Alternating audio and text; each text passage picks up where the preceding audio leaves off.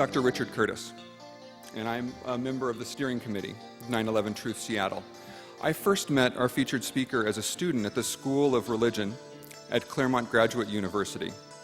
When I arrived in Claremont, Dr. David Ray Griffin was world famous as a theologian and an authority on the school of theology called Process. I found him to be engaging and compelling, a deeply thoughtful figure, and rigorous in his academic work.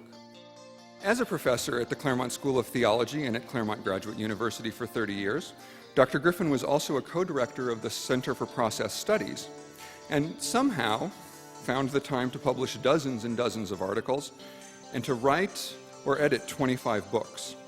He's retired from teaching now, and the book that he will discuss this evening is his 32nd. Around the time I finished my coursework and moved up here, something horrible happened in the world that changed many lives, including eventually his. Over time and through a series of chance encounters with difficult information, he resolved to look into the allegations that were being made that what happened that day was not what we were told. During his last year before retiring, these investigations led him to write his first book on the subject, The New Pearl Harbor. And his writing that book led me to take seriously these questions. I knew Dr. Griffin to be the sort of person who is careful with details and not given to wild speculation.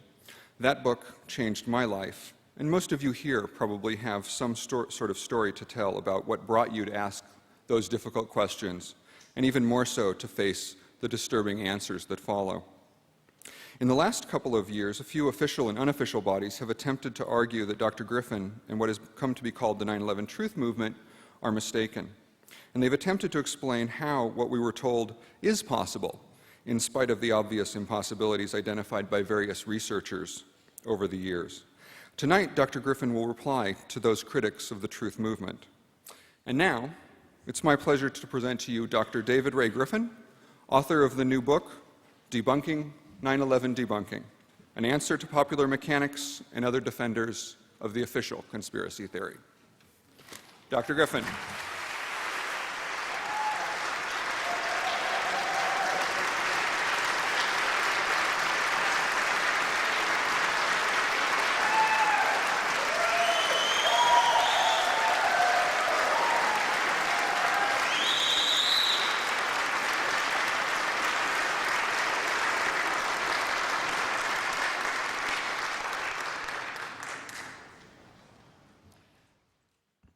Good evening. I'm glad to be speaking here in Washington, the state in which I was born a few years ago. I am, in fact, old enough to remember a popular song called Let's Get Physical. Shortly after that song came out, it was very popular. A friend of mine, knowing my philosophical proclivities, gave me a button to wear to parties saying, "Let's get metaphysical." Now that I've been involved in the 9/11 Truth Movement for several years, I have a new plea. Let's get empirical.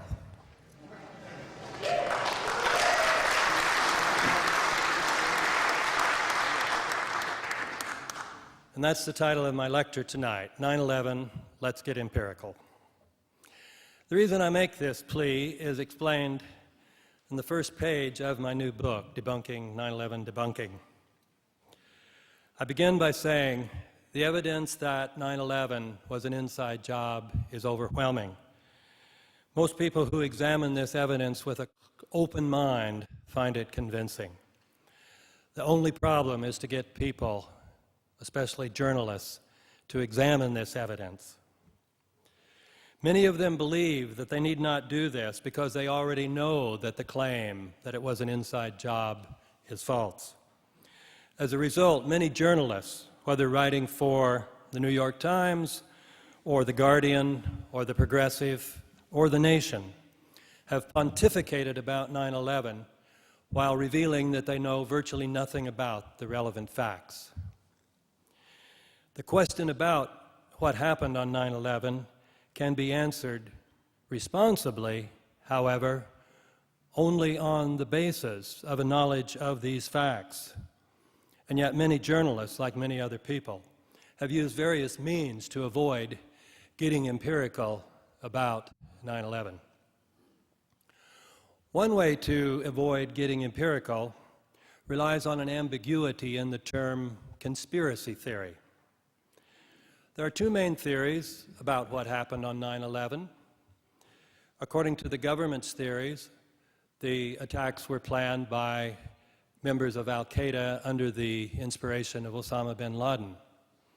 According to the alternative theory, the attacks were orchestrated or at least assisted by forces within our own government. Many people, including many journalists, assume that the 9/11 Truth Movement's theory can be dismissed a priori because it is a conspiracy theory. But a conspiracy, says my dictionary, is an agreement to perform together an illegal, treacherous, or evil act. To hold a conspiracy theory about some event is, therefore, simply to believe that that event arose out of such an agreement. This is, we can say, the generic meaning of conspiracy theory. Given this generic meaning of the term, we are conspiracy theorists if we believe individuals have conspired to rob banks, that oil companies have conspired with scientists for hire to conceal the reality of human-caused global warming, or if we believe that American presidents have conspired with members of their administration to fabricate pretexts for going to war. In other words, once we get empirical about the term conspiracy theory, we realize we're all conspiracy theorists. Announcing that one rejects conspiracy theories has become almost a reflex action. But we would be more honest if we, with Michael Moore, would say, now, I'm not into conspiracy theories, except for those that are true. In spite of the obviousness of this point, many journalists follow propagandists in using the term conspiracy theory as an accusation. We can call this the propagandistic meaning of the term. Those who use the term in this propagandistic way ignore its generic meaning.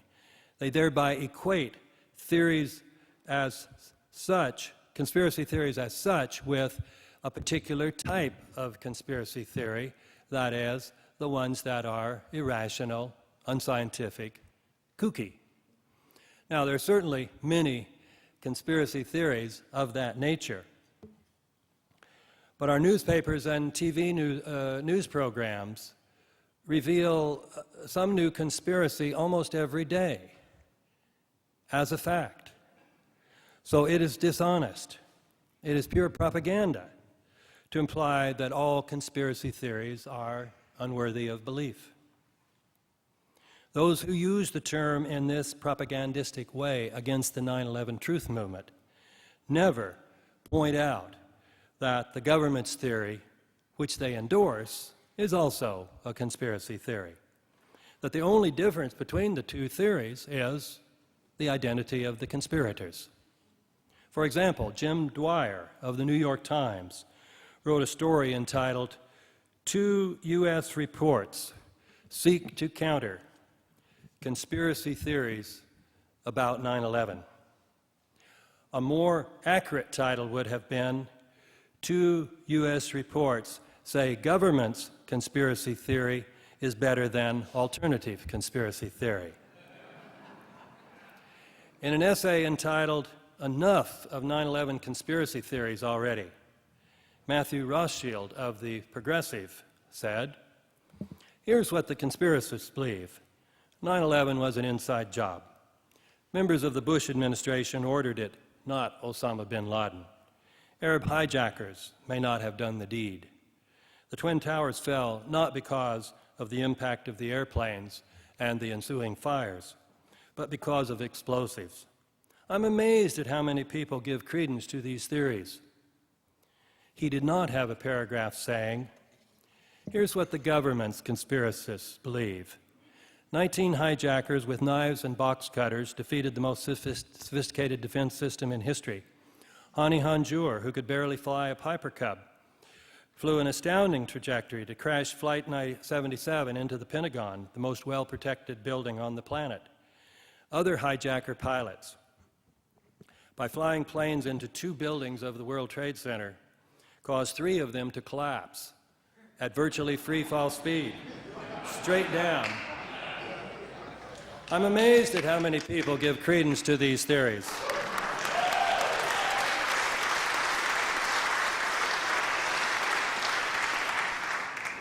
It did not occur to Rothschild to say this because he uses conspiracy theory as a term of abuse for conspiracy theories that he does not believe.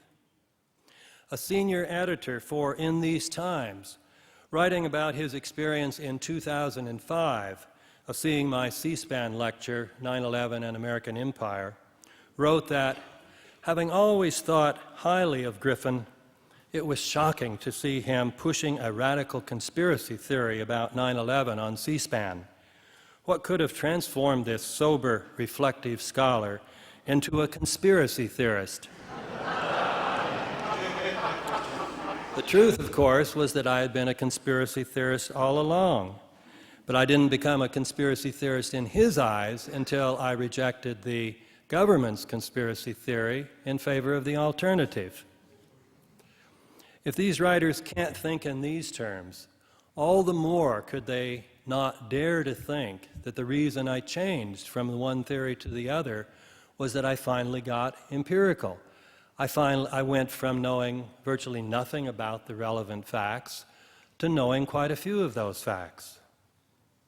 Once we realize that both major theories about 9/11 are conspiracy theories, we can then see that we must evaluate them in the normal way. Ask which of the 2 theories stands up best in terms of the relevant facts. We must get empirical.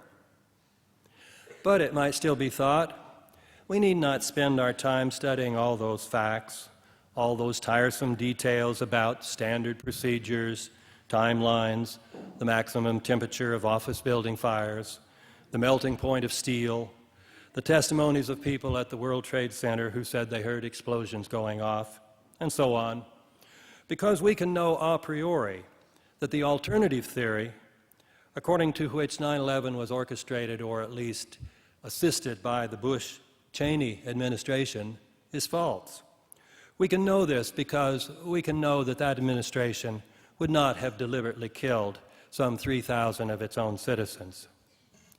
However, if we get empirical about that a priori assumption, we can see that it is falsified by other facts that we know. Here is one such fact. After 9/11, the air at the World Trade Center site was extremely toxic, containing many times the safe level of asbestos and many other dangerous particles. Although this was known, the White House ordered the EPA, the Environmental Protection Agency, to lie, to tell the people the air is safe to breathe. The EPA followed this order. As a result, many of the 40,000 rescue and cleanup workers wore no protective gear. Many thousands of these workers already have permanently debilitative diseases. About 100 have already died of cancer, and cancer is a slow-developing disease. So experts have predicted that more people will die over the next 10 to 15 years from breathing the toxic air than died on 9/11 itself. We have no a priori grounds to believe that the Bush administration would have been too morally sensitive to orchestrate 9/11. Let us look at a second common a priori reason given for dismissing the possibility that 9/11 might have been an inside job. The claim that so many people would have had to be involved that someone would have talked by now. The general assumption behind this is that big government operations cannot be kept secret. However, the Manhattan Project to build an atomic bomb involved over 100,000 workers, yet it was kept so secret that even Vice President Harry Truman did not learn about it until he became president. Another example, in 1957, the United States provoked and participated actively in a civil war in Indonesia that resulted in 40,000 deaths. This illegal war was kept secret from the American people until a book about it came out in 1995. Secrets can be kept, especially when those who know the secrets are likely to lose their jobs or even go to jail if they talk. And if that prospect is not sufficient, there are other well-known means for keeping people silent. Furthermore, people who talk generally do so in the context of a criminal investigation in which telling the truth is the only way to save their own skins. And yet with 9/11, there has not been any real investigation at all, let alone a criminal investigation. So it should not be a big surprise that no one has talked. There is, however, still another reason why many journalists believe they need not examine the facts about 9/11 for themselves. They think they should rely on the official reports about 9/11 that have been put out by the 9/11 Commission and by NIST, the National Institute of Standards and Technology, along with some semi-official accounts, such as the book Debunking 9/11 Myths, put out by Popular Mechanics. The assumption behind this belief that these are neutral organizations who have put out scientific studies. Nothing could be further from the truth. The 9/11 Commission was run by Philip Zelikow, who was virtually a member of the Bush administration. Indeed, he was even brought in by his close friend and former co-author Condoleezza Rice to write the 2002 version of the National Security Strategy of the United States, which used 9/11 as a basis for developing a new doctrine of preventive warfare. Was a Zelikow-run commission likely to reveal any evidence that would suggest that the 9/11 attacks were orchestrated by the Bush administration? The National Institute of Standards and Technology is an agency of the Commerce Department and therefore an agency of the Bush-Cheney administration. An administration that had become notorious for distorting science for partisan political purposes. Indeed, over 11,000 scientists, including 52 Nobel Prize winners, have endorsed a statement accusing the Bush administration of engaging in distortion of scientific knowledge for partisan political ends. Can we assume a priori that scientists working for this administration would not distort facts while they are writing a report about why the World Trade Center buildings collapsed? The semi-official status of the Popular Mechanics book is demonstrated by the fact that it was endorsed by Condoleezza Rice's State Department as providing excellent material debunking 9/11 conspiracy theories. Popular Mechanics says of itself that it was ideally equipped to research the evidence about 9/11 because of its more than 100 years of expertise in science and technology. However, just before the magazine began working on 9/11, the president of Hearst Magazines, Kathleen Black, who is married to a former employee of the CIA and the Department of Defense, replaced much of the staff, including the longtime creative director and the editor-in-chief. Moreover, one of the new members of the staff, who described himself as the senior researcher for the magazine's 2005 article about 9/11, on which its 2006 book is based, was Benjamin Chertoff, a cousin of the head of Homeland Security, Michael Chertoff. when Benjamin's mother was asked whether he was related to Michael Chertoff, she said, "Yes, of course, he's his cousin." But the new editor-in-chief at Popular Mechanics, James Meigs, has tried to cast doubt on this connection. He misquotes her statement. Then he speaks of the odd coincidence that the two men have the same last name. And he allows only that it's possible that Ben and Michael are distantly related. This is one of the unintentionally hilarious moments in this book. Although Meigs claims that he and his crack staff were able in just a few months to discover the truth about why the hijacked airliners were not intercepted, why the 3 buildings came down, and what happened at the Pentagon, and what happened to Flight 93. They could not discover whether a member of their own staff was related to the head of Homeland Security.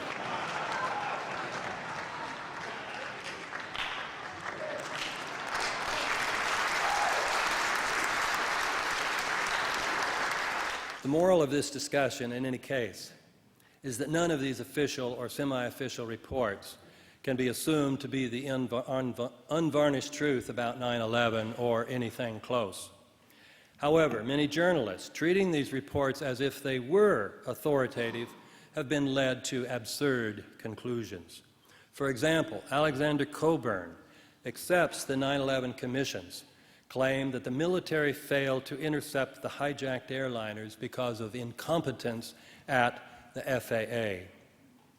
He then, on this basis, refers to the 9/11 truth movement as the 9/11 conspiracy nuts. Members of this movement, Cockburn charges, know no military history, have no grasp of the real world, no conception of evidence, and they represent the ascendancy of magic over reason. This charge might seem plausible as long as all one knows about the 9/11 movement is that one of its spokespersons is a theologian.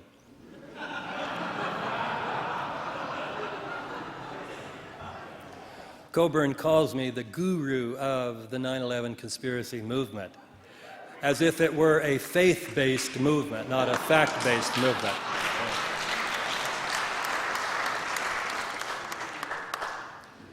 However, if one gets empirical about the 9/11 truth movement, one can quickly see that Cockburn's characterization cannot even qualify as a caricature.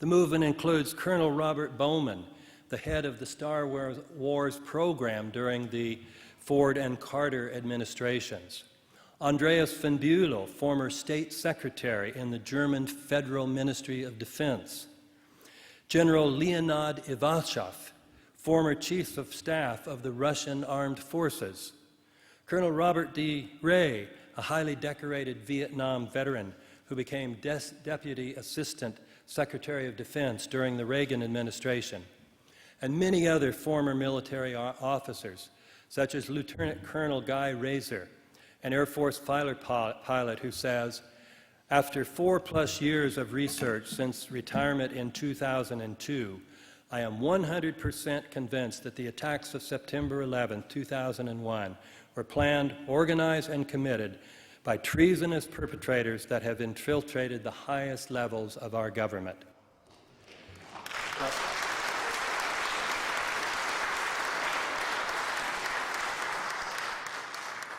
The movement also includes organizations called Pilots for 9/11 Truth, Scholars for 9/11 Truth, Scholars for 9/11 Truth and Justice, Veterans for 9/11 Truth, Architects and Engineers for 9/11 Truth, and SPINE, the scientific panel investigating 9/11. The movement also contains several former intelligence officers, including former CIA analysts Bill Christensen and Ray McGovern. The movement was also endorsed shortly before his death in 2006 by William Sloane Coffin, who had been a Russian specialist for the CIA before he became a well-known preacher and a civil rights and anti-war activist. As this list makes clear, the 9/11 Truth movement, if examined empirically, cannot be dismissed as a bunch of conspiracy nuts with no grasp of the real world and of military matters, as people who, having no conception of evidence, engage in magical thinking. Coburn's unempirical approach to the 9/11 movement, combined with his uncritical acceptance of official reports, has led him to make charges that are obviously absurd. The moral of this discussion is that there is no a priori way to make a responsible judgment as to which of the theories is correct. We must look at the facts, then ask which theory better fits those facts. We must get empirical. At this point, defenders of the official theory could say, exactly, and that's what we have done. Thomas Kane and Lee Hamilton, the chair and vice chair of the 9/11 Commission, put out a new book in 2006 entitled Without Precedent, The Inside Story of the 9/11 Commission. They write, the starting point for the 9/11 Commission report was that it would focus on the facts. Indeed, Kane and Hamilton say, the term go to the facts became something of a joke within the Commission. The real joke, however, is their claim that this is the method they actually followed. The Popular Mechanics book is subtitled, Why Conspiracy Theories Can't Stand Up to the Facts. The authors, in explaining their approach, say, we simply check the facts. Not everyone who cries, Lord, Lord, Jesus of Nazareth reportedly said, really lives in accord with the will of God. Likewise, not everyone who cries, facts, facts, really follows the empirical method, letting their theories be determined by the facts rather than the other way around. Neither Popular Mechanics, nor NIST, nor the 9/11 Commission takes an empirical, scientific approach. They all begin with the official story, then construe the facts to fit that theory, even though this requires distorting some facts and eliminating many others. It is instead the 9/11 truth movement that has gotten empirical about 9/11. I will give some examples. The whole basis for the Bush administration's attack on Afghanistan and its more general war on terror has been the claim that the attacks of 9/11 were carried out by Arab Muslim members of al-Qaeda under the leadership of Osama bin Laden. This claim, however, was never proven. Shortly after 9/11, Secretary of State Colin Powell promised to provide a white paper showing that bin Laden was responsible, but this paper was never produced. The Taliban said that it would gladly hand over bin Laden if only the United States would provide evidence of his involvement of 9/11, but the Bush administration refused, leading a Taliban spokesman to say, we have asked for proof of Osama's involvement, but they have refused. Why?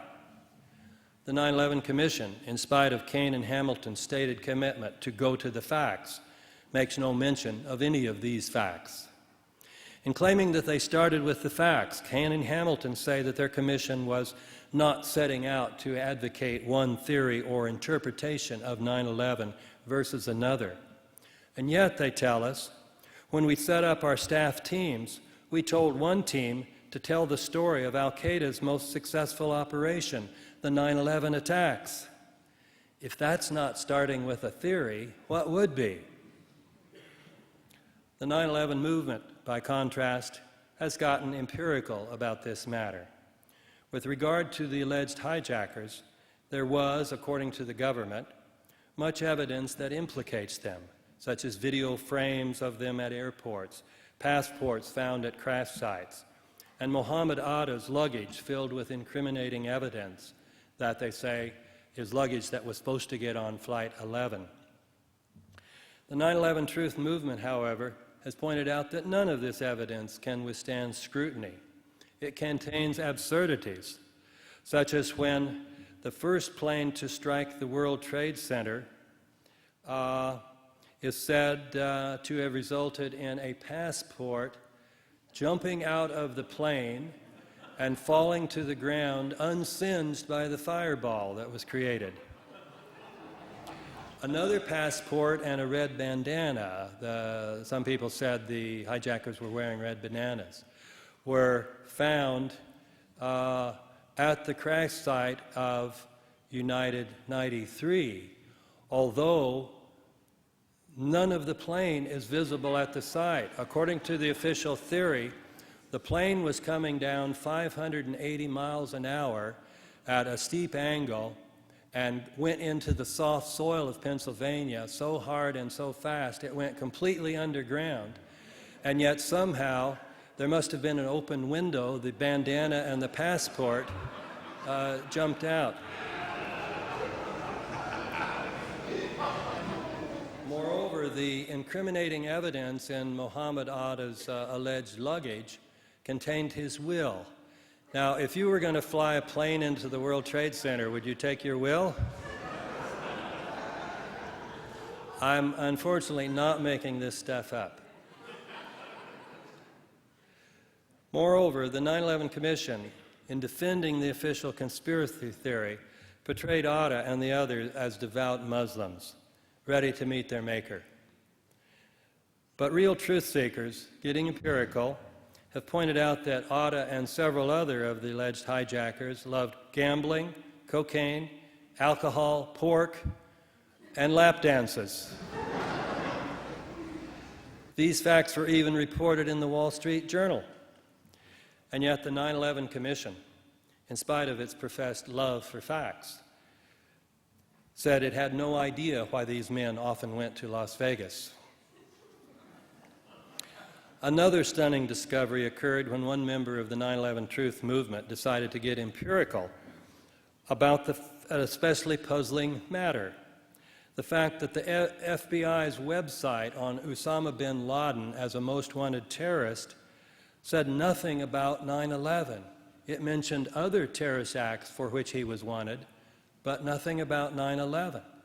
So Ed Haas, who writes the Muckraker Report, which you can read on the internet, contacted Rex Toom, the chief of investigative publicity for the FBI, and asked why not.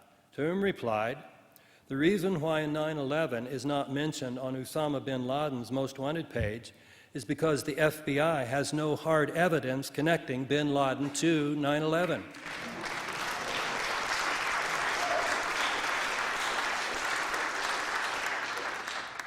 The 9/11 Commission could have made this discovery. Many months before the 9/11 Commission report appeared, the Family Steering Committee for the 9/11 Commission, comprised of relatives of the victims, asked the Commission to explain why bin Laden's profile on the FBI's Most Wanted Fugitives poster does not include the 9/11 attacks.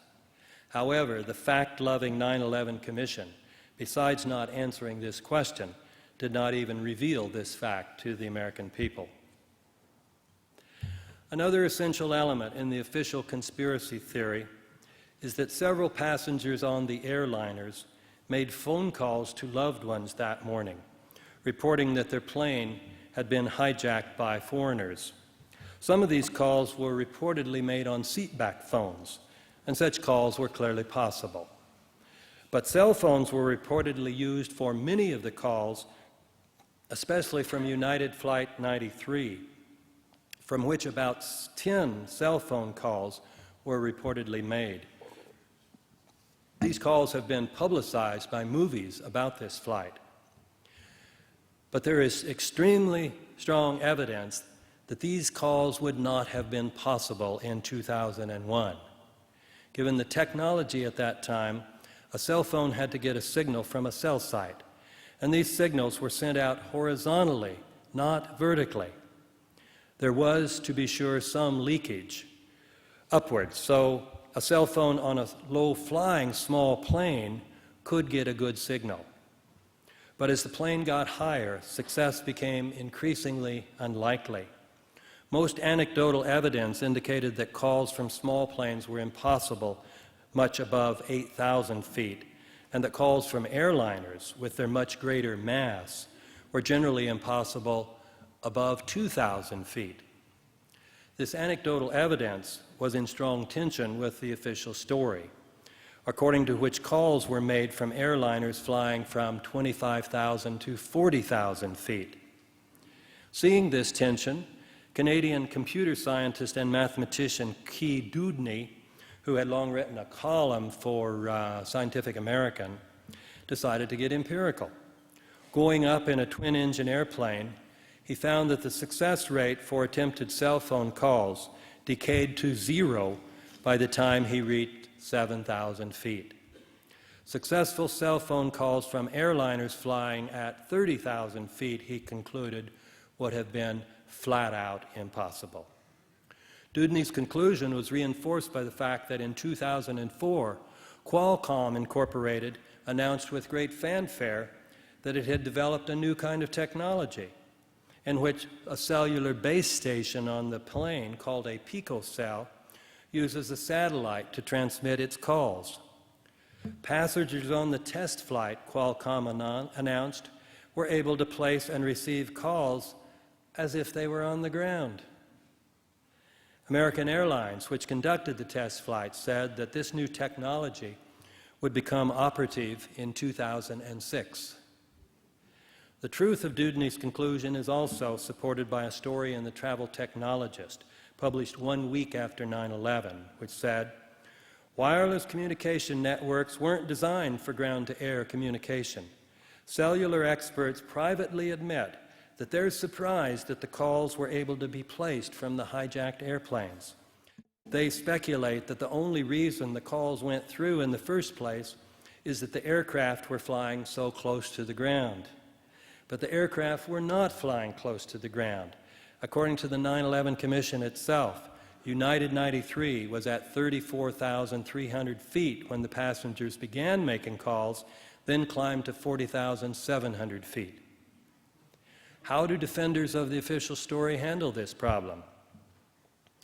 During an interview in 2006, a well-informed Canadian journalist, Evan Solomon, posed the following question to Lee Hamilton, the vice chair of the 9/11 Commission. If Flight 93 was flying well over 10,000 feet, 30,000, 40,000 feet, and yet cell phones don't work above 10,000 feet, how could people on their cell phone on a plane phone their relatives? Hamilton replied, "I'm no expert on that. I've been told cell phones work sometimes above 10,000 feet and as high as 30,000 feet. So it may have been that some of the calls went through and some didn't. I just don't know." One problem with Hamilton's answer is that he had been asked about 40,000 feet, not merely 30,000.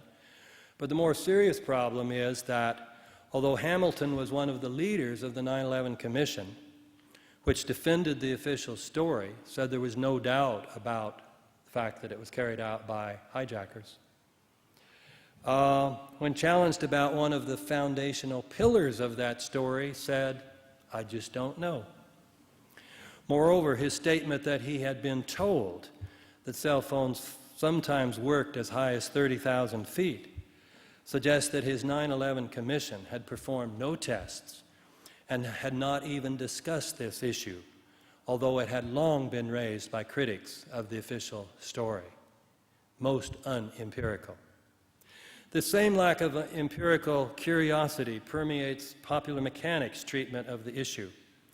Although its authors mention Dewdney's experiments, they try to debunk his conclusions by simply quoting recent interviews with two industry spokesmen who reportedly said that it was possible to make a call or at least get a signal at 35,000 feet. They cite no written evidence from 2001 to support this claim. And even though Popular Mechanics would have had the financial resources to carry out extensive experiments to try to disprove Dewdney's conclusions, they did not. Or at least if they did, they did not report the results. This kind of unempirical approach characterizes their whole book, in spite of its subtitle, Why Conspiracy Theories Can't Stand Up to the Facts. Here's another interesting fact about the alleged cell phone calls. In the spring of 2006, At the same time, moviegoers were watching United 93. The FBI, during the trial of Zacarias Moussaoui, reduced the claim about cell phone calls from this flight down to 2. These being 2 calls allegedly made close to the ground. So while Popular Mechanics was defending the government's claim that all the alleged cell phone calls from Flight 93 went through, the government was quietly withdrawing this claim. What about the well-known alleged phone call, the one from Barbara Olson on American Flight 77 to her husband, Ted Olson, who was the U.S. Solicitor General, a key figure in the Bush-Cheney administration. His testimony about this call has from the first contained inconsistencies, one of which involved the kind of phone she used. He first said it was an airplane phone, then in his next interview that it was a cell phone. He later reverted to his original answer, saying that calling collect, she used the phone in the passenger seat. By settling on this answer, his claim was no longer threatened by the evidence that a cell phone call would have been impossible. But was even a call from a seatback phone possible from Flight 77? In my book, I said that it was not, because Flight 77 had no onboard phones.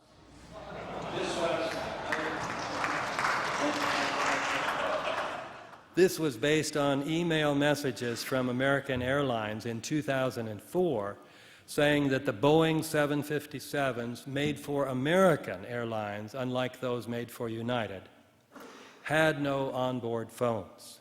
Even if American 757s did have onboard phones, this fact would do little to overcome the implausibility of Ted Olson's report about her calls.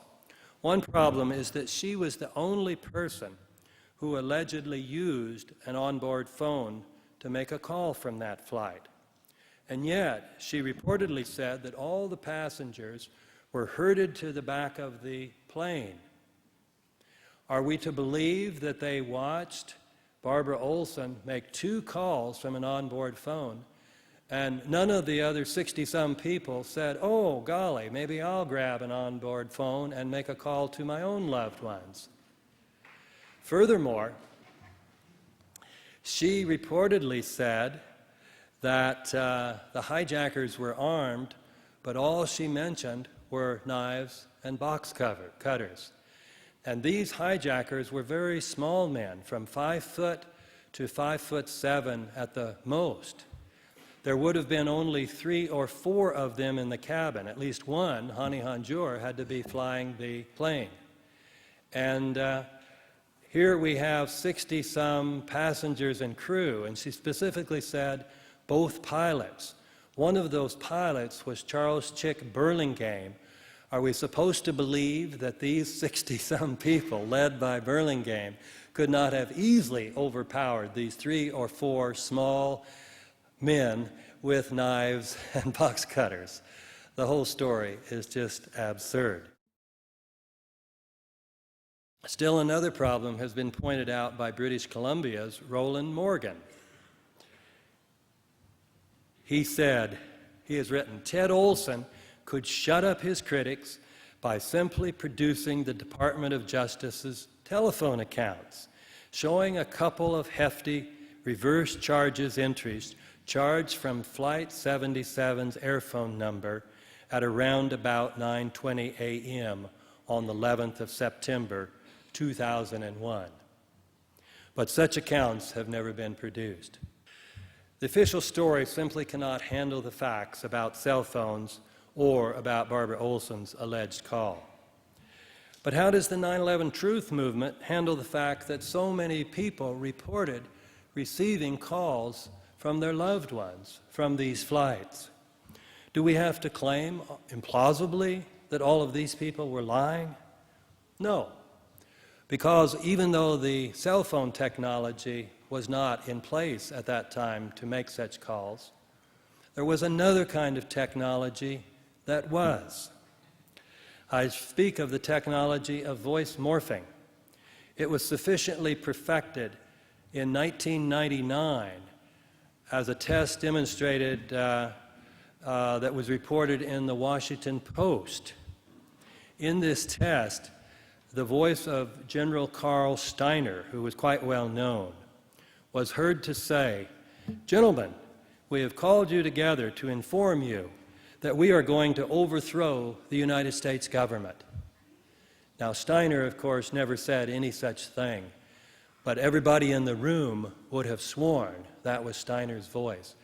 These people who sell these things even advertise, "You can fool your spouse. They're that good. The technology is that good." So, the technology was available to fool the people who received these calls, to think they were really hearing from their loved ones. Whether Ted Olson was a victim of this trickery or simply lied about the call from his wife is something we will not know until there is a real investigation into 9/11. By the way, we don't even have to rely on this. You can just look at the content of some of these calls and see that they're faked. The most famous one, of course, is when Mark Bingham called his mother. And his mother's sister, I believe it was, answered the phone and talked to, and said, "Oh, it's your son Mark who's on the phone." So she picked up the phone and said, "Hello, Mark." And he said, "Hello, Mom, this is Mark Bingham." Another case, Tom and Dina Burnett, the other probably most famous call. He allegedly made 4 calls. In the last one, he told her, he was on Flight 93, told her, "We've decided we're going to rush the hijackers and we're going to bring the plane down over a rural area, so, you know, we will save a congested area." And then she said, "Well, you know, the kids are right here and would like to talk to you." And he said, "Oh, tell them I'll talk to them later."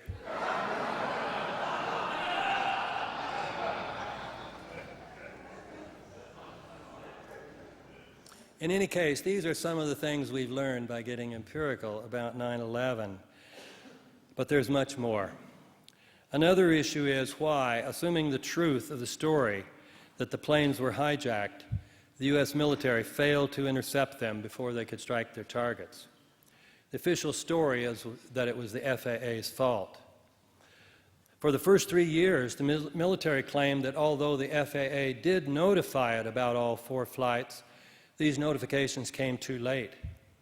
But the 9/11 truth movement, Getting Empirical, showed that even if the FAA had been as slow as the military claimed, there still would have been time for the interceptions to be made. These things can happen very quickly. This empirical research supported the idea that there had been a stand-down order canceling standard procedures.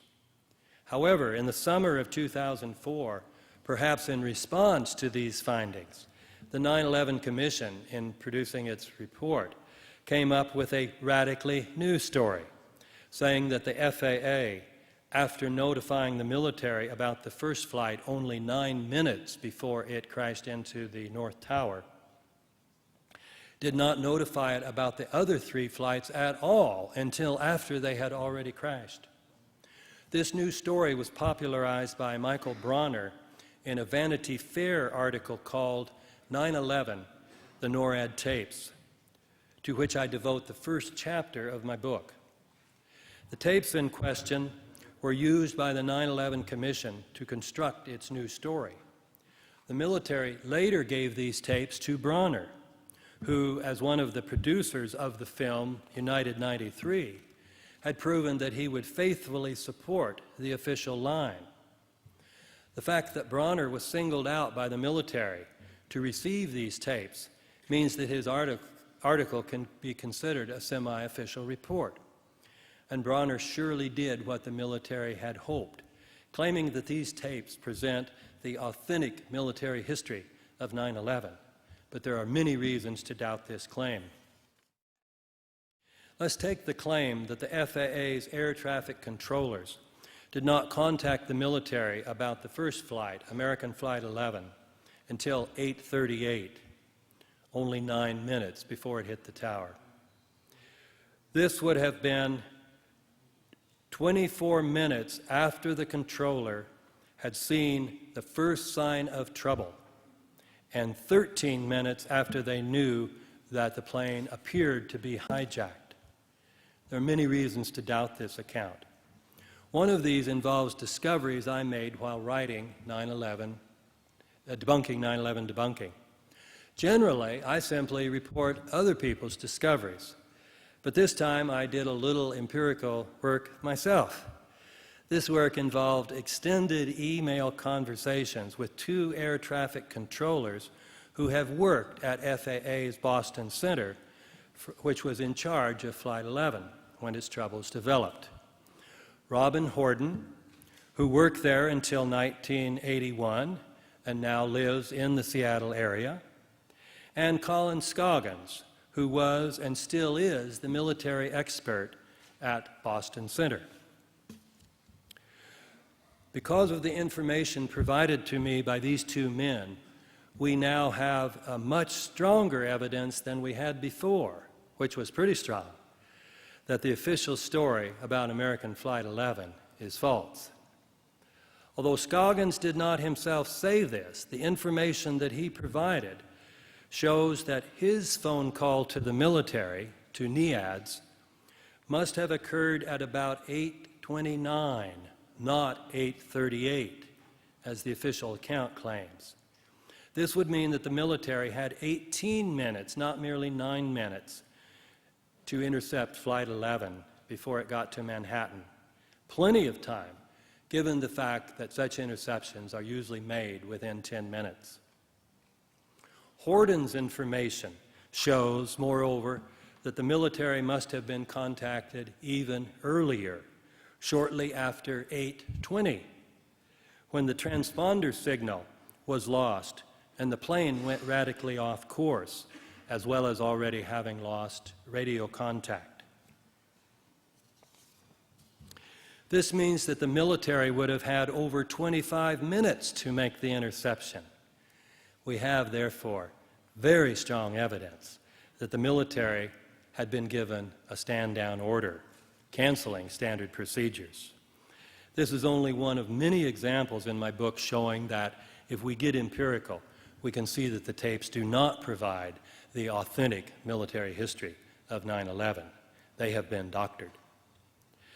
Another claim made by the 9/11 Commission, then repeated by Bronner, is that there were only 2 bases in the northeast sector of the United States with fighter jets on alert: Otis Air National Guard Base in Cape Cod, Massachusetts, and Langley Air Force Base in Langley, Virginia.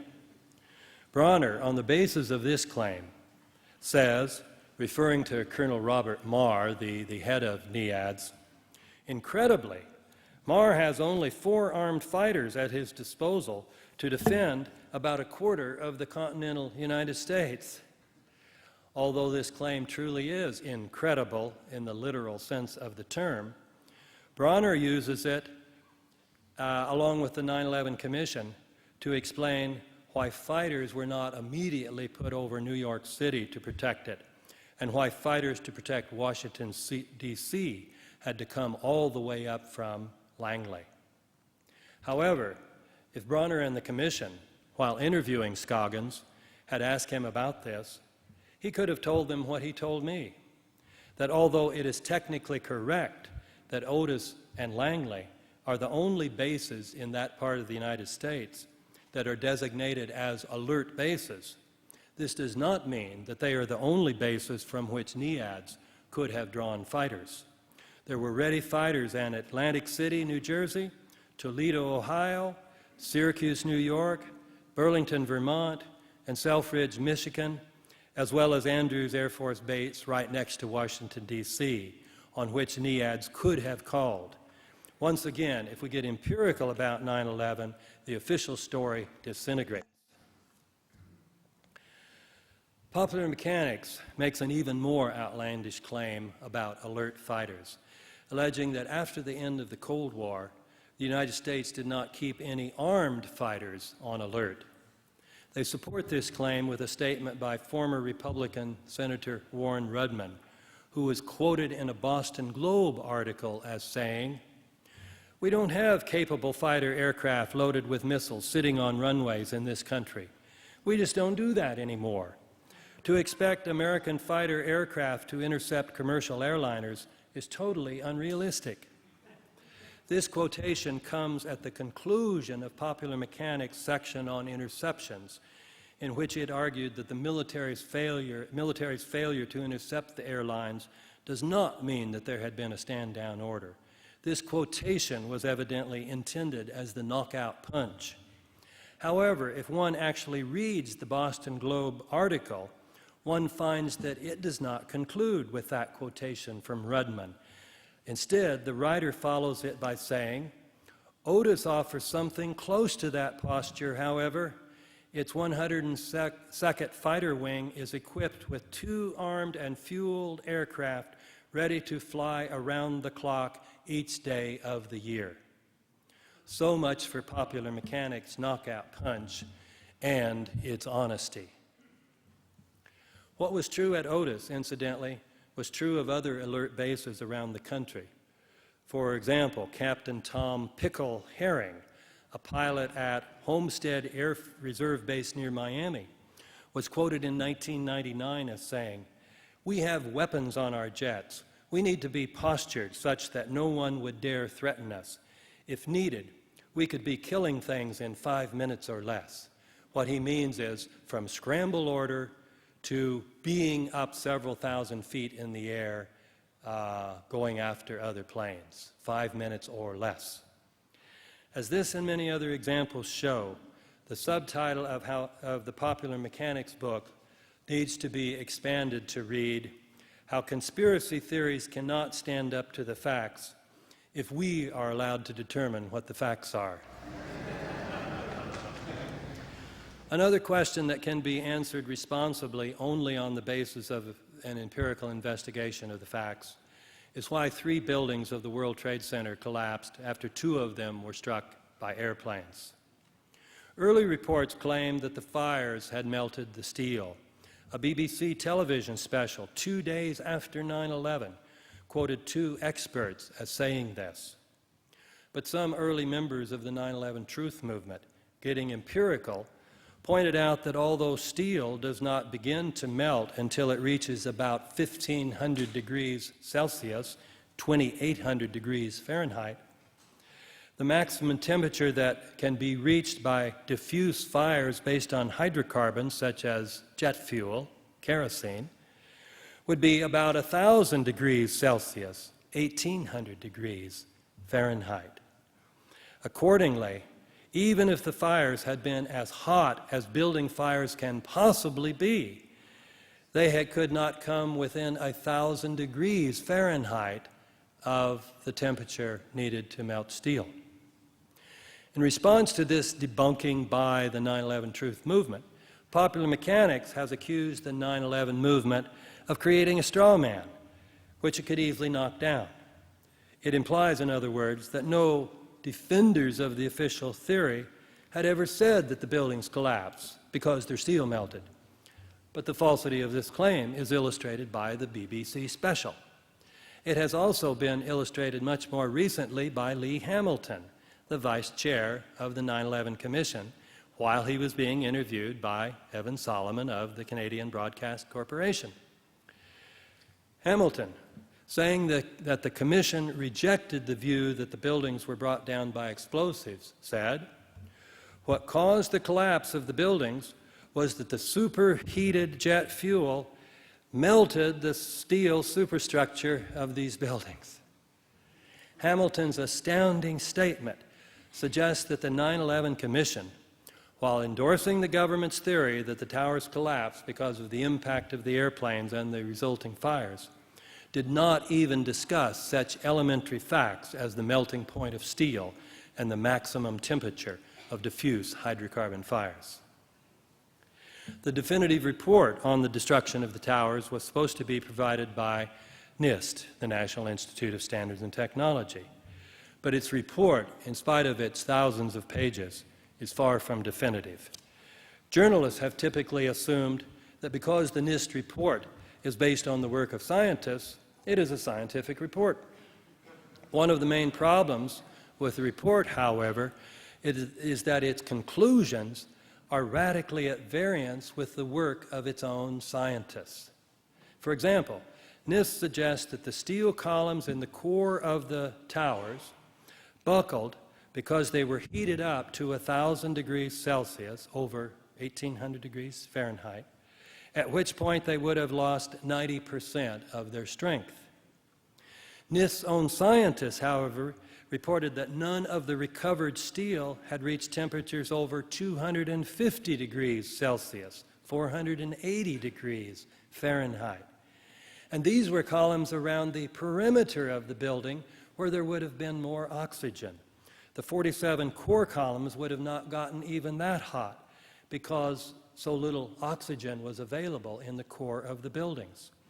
So although NIST claims that the towers collapsed because their core columns reached 1,000 degrees Celsius or 1,800 Fahrenheit, studies by its own scientists show that the core columns could not have been even 1/4 that hot.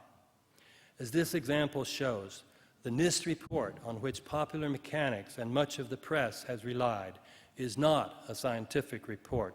It is a political document put out by an agency of the Bush administration.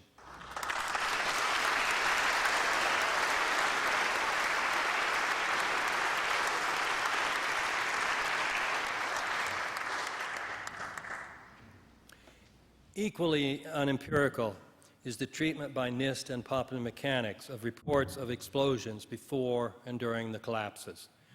Both documents pretend that there were no explosions, even though the last time I checked Google for testimonies of explosions in the World Trade Center, I found that there were close to 300,000 items.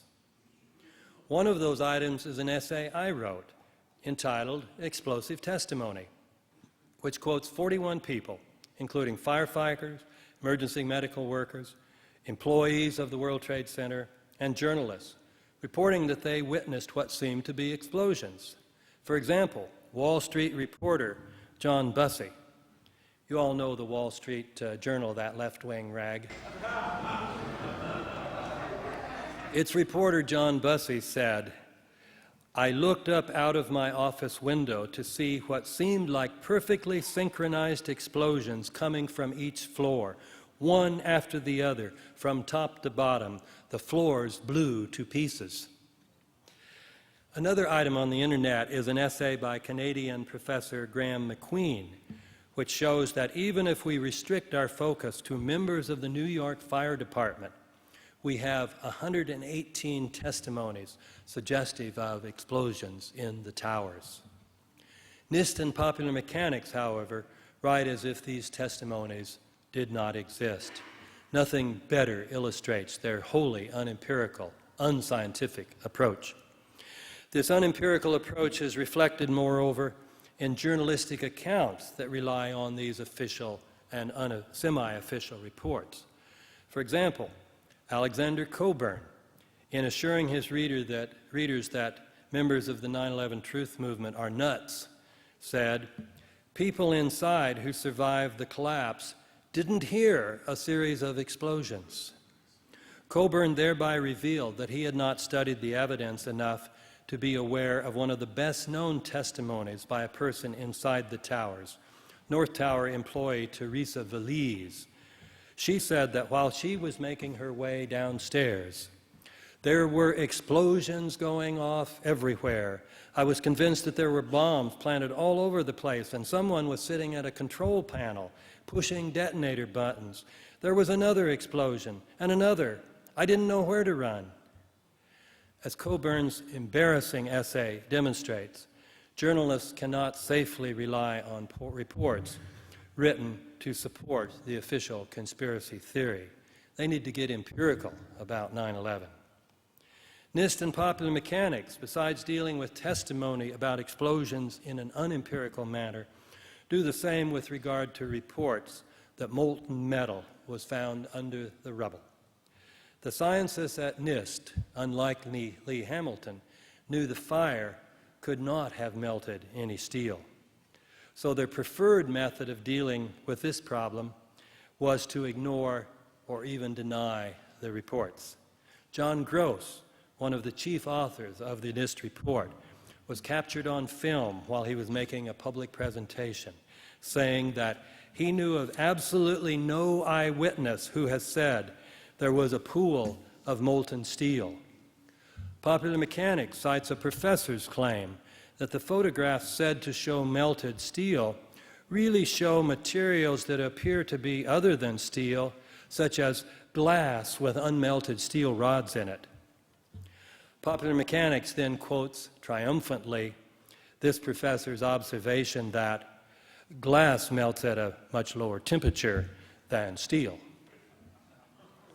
However, the evidence for molten steel under the rubble was neither non-existent nor based merely on photographs. There were many eyewitnesses, including Peter Tully, president of Peter Tully Construction Company, which was involved in the cleanup. He said that he saw pools of literally molten steel at the site. The same was reported by Mark Loiseau, the head of Controlled Demolition Incorporated, and also by Fire Captain Philip Rivolo, who said, "You'd get down below and you would see molten steel, running down the channel rails like you're in a foundry, like lava." Although these and many other eyewitness testimonies exist, NIST writes as if they did not. Nevertheless, surely knowing that they do, NIST has suggested in a document put out in 2006 entitled Answers to Frequently Asked Questions that even if there was some molten steel in the rubble pile, it was more likely due to the high temperature resulting from long exposure to combustion within the pile than to explosions. Popular Mechanics expanded on this incredible explanation, saying, "The debris pile sat cooking for weeks, with the materials at the bottom of the pile getting increasingly hot because the fires were confined and lost minimal heat to the atmosphere. As a result, the fires could have easily reached temperatures sufficient to melt steel." This is amazing. If you remember high school physics and chemistry, hydrocarbon fires require oxygen. According to NIST and Popular Mechanics, however, the fact that the fires were not exposed to the atmosphere did not extinguish the fires, it allowed them to get hotter. Indeed, over 1,000 degrees Fahrenheit hotter. This is what passes for science at NIST and Popular Mechanics these days. According to the official conspiracy theory, the Pentagon was struck by American Airlines Flight 77 under the control of Hani Hanjour. I'm now asking the question, what caused the damage to Wedge 1 of the Pentagon? However, Hani Hanjour was known to be a terrible pilot, so bad that he could not safely fly a single-engine airplane. Instructors would not go up with him a second time, saying, "You're too dangerous." And yet, in order to hit Wedge 1, according to the official story, he had to perform an amazing feat in his hijacked airliner, bring it down 8,000 feet in a 330-degree downward spiral in under 4 minutes, then bring it in at ground level without even scraping the lawn.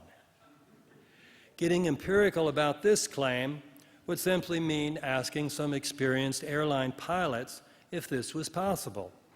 Russ Wittenberg, one of the many pilots who belong to the 9/11 Truth movement, says that he, in spite of his 35 years of experience flying commercial airliners, could not have done it.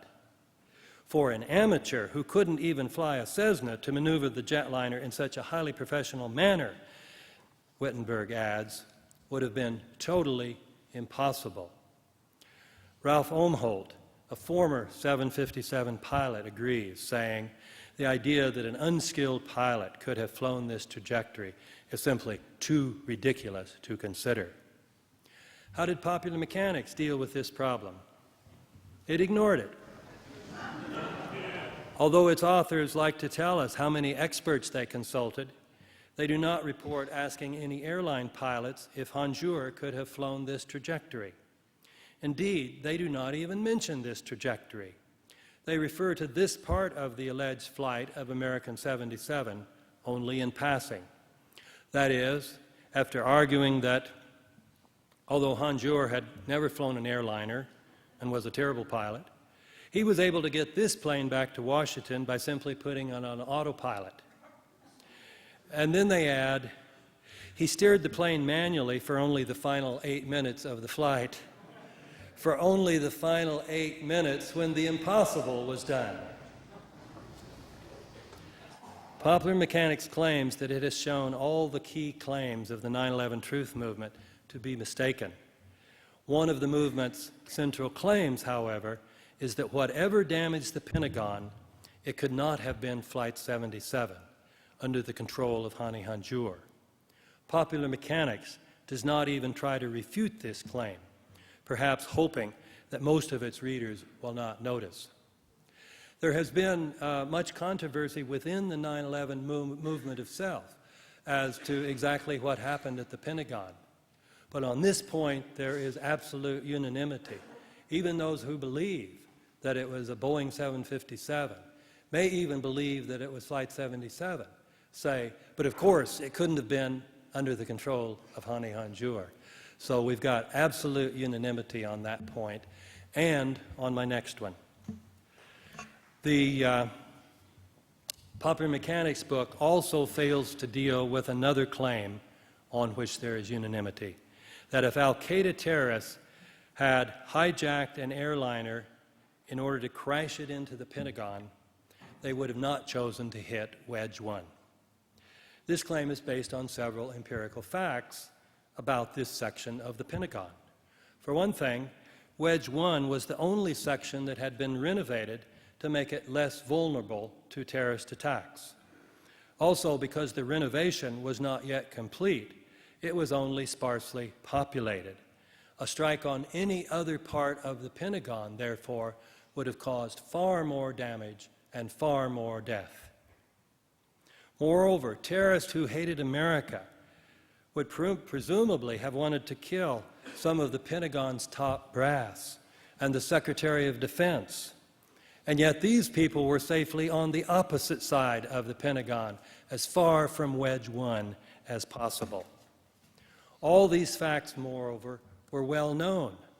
If these terrorists were brilliant enough to outfox the world's most sophisticated defense system, they would not have gone out of their way to hit Wedge 1 when they could have simply crashed into the roof above the offices of Donald Rumsfeld and the senior officers.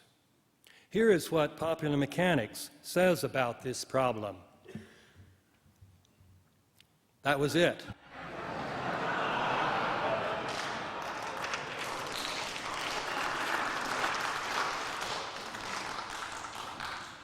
Popular Mechanics has definitely not defended the idea that the Pentagon was struck by American Flight 77 under the control of Hani Hanjour.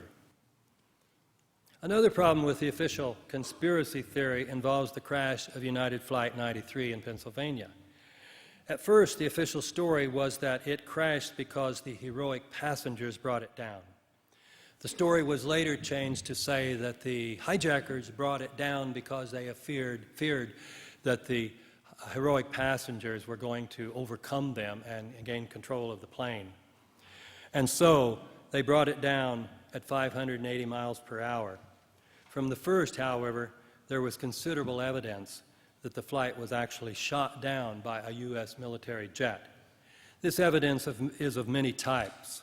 Witnesses reported seeing debris falling from the plane, Debris was spread over an 8-mile area. One engine or part of it was found far from the crash site, suggesting that it was hit by a heat-seeking missile. There was no plane at the crash site, leaving officials with no option but to claim that the plane had buried itself completely underground, except, of course, for the bandana and the passport. Several residents in the area reported seeing a small white jet plane prior to the crash and hearing sounds suggesting a shoot-down by a missile. One resident said she received a call from a friend who reported shortly after the crash that her husband, who was in the Air Force, had called and said, "I can't talk, but we just shot down a plane." One of the Otis pilots reported being told after he returned to base that an airliner had been shot down in Pennsylvania by a military F-16. Popular Mechanics deals with a few of the items in this list by distorting the evidence and with the rest by simply ignoring them. You can read all of this in my book. Here I will focus only on the most important element in its attempted refutation of the claim that United 93 was shot down. This is the claim that made by the 9/11 Commission that the military could not possibly have shot the plane down because it didn't even know the plane had been hijacked until after it had crashed. Here is Popular Mechanics' statement as to whether a fighter could have shot down the plane. The 9/11 Commission report is clear that no shoot-down order was in place for Flight 93 due to garbled communication between the various agencies. When the flight crashed, NORAD was still unaware the plane had been hijacked. It is true that the 9/11 Commission makes this claim, but is this claim supported by the available facts? The editors of Popular Mechanics, in their introduction, said that they were going to confront the claims of the 9/11 Truth Movement with the facts. But what they do here is simply confront the claim of the 9/11 Truth Movement with the claim made by the 9/11 Commission that the military did not learn about the hijacking of Flight 93 until 10:07, several minutes after it had crashed.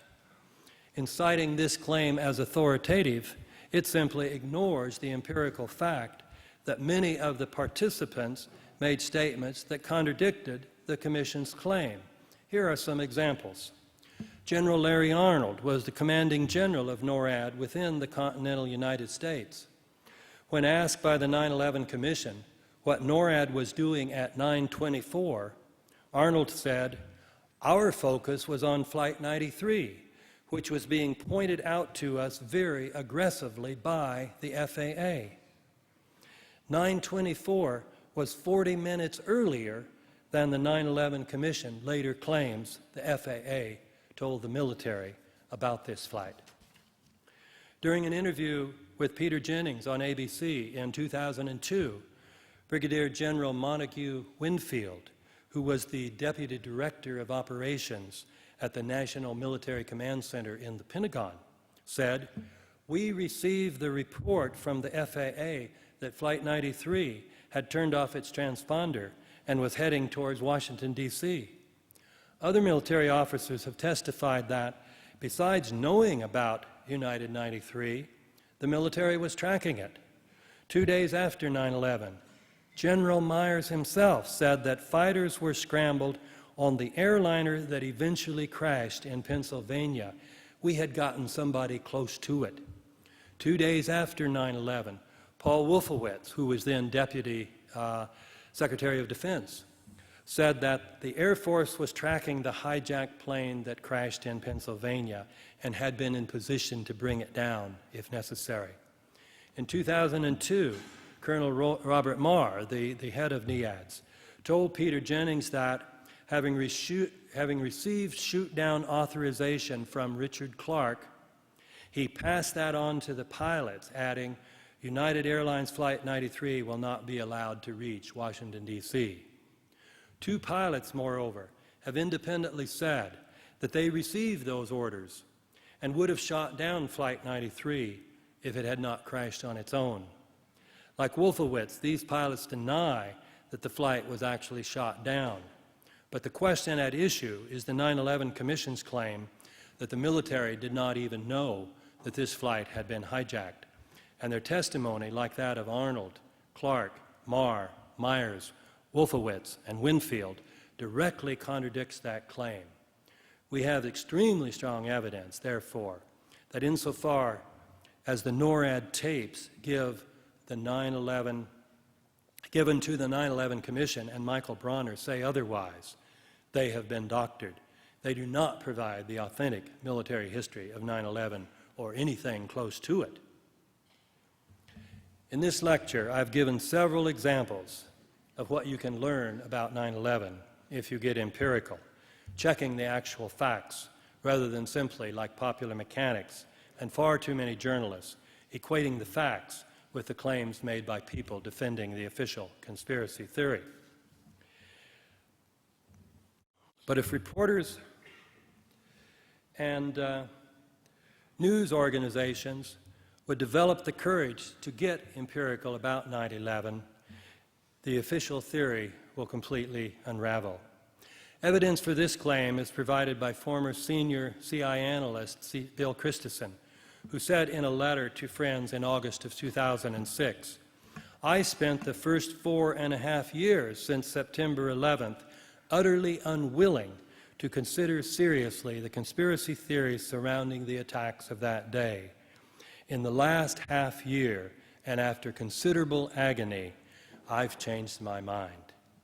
In an essay entitled "Stop Belittling the Theories About September 11th," Christensen summarized what he considered the persuasive evidence that the events of September 11th did not unfold as the Bush administration and the 9/11 Commission would have us believe. This conclusion is of overwhelming importance, Christensen argues, because the fraud of 9/11 involves a much greater crime against the American people and people of the world than any other charges of fraud connected with the run-up to the invasion of Iraq in March 2003. Why? It is more important because the events of 9/11 have been used by the administration to justify every single aspect of U.S. foreign policy in the Middle East since September 11th. It is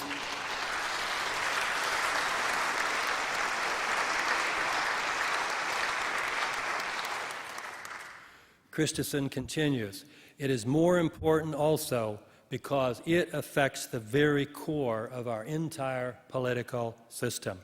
It is a conspiracy so far successful not only against the people of the United States, but against the entire world.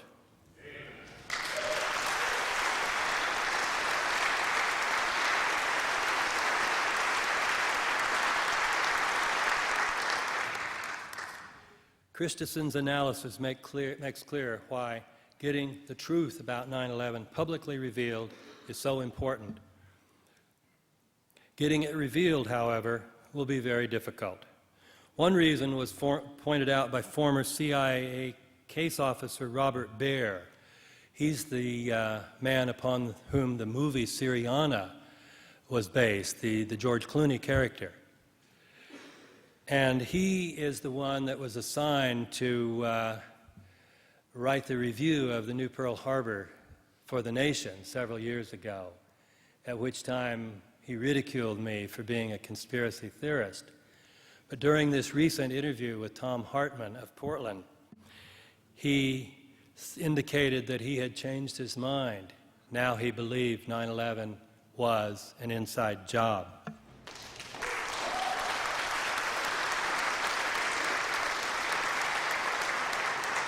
But explaining why this getting the truth out will be difficult, Baer went on to say, a lot of people in the United States have profited from 9/11.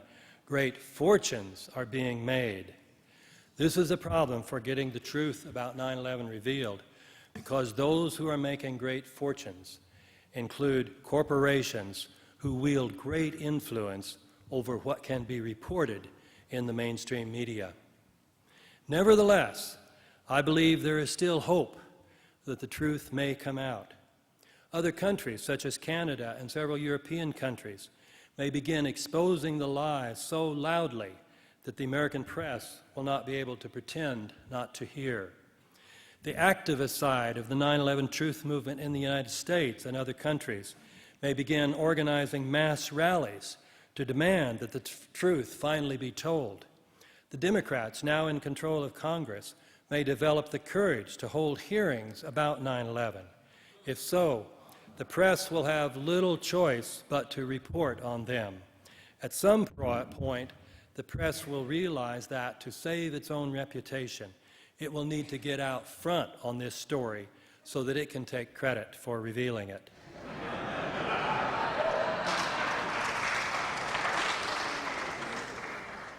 The 9/11 truth movement is now far stronger than it was only a year ago, thanks to the addition over this past year of many more scientists, architects, engineers, pilots, and former members of the military and intelligence services. It is now much more obvious that the 9/11 movement is based on professional, informed evaluations of the empirical evidence, and that it is the official story that fits what most people mean when they say that they reject conspiracy theories.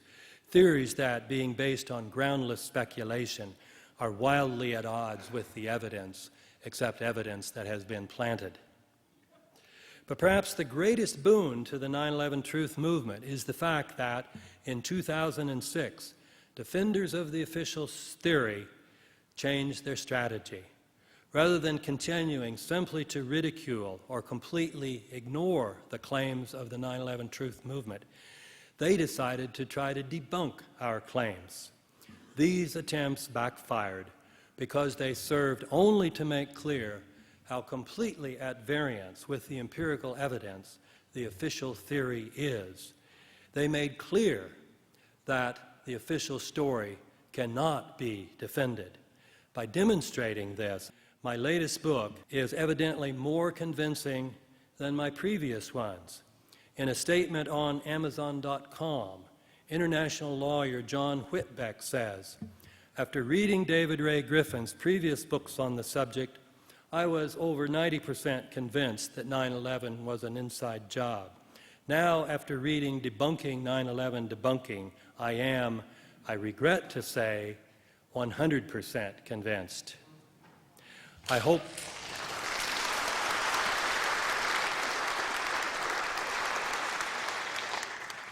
hope this book will help the worldwide 9/11 truth movement finally get the truth out about 9/11 and get the big lie exposed.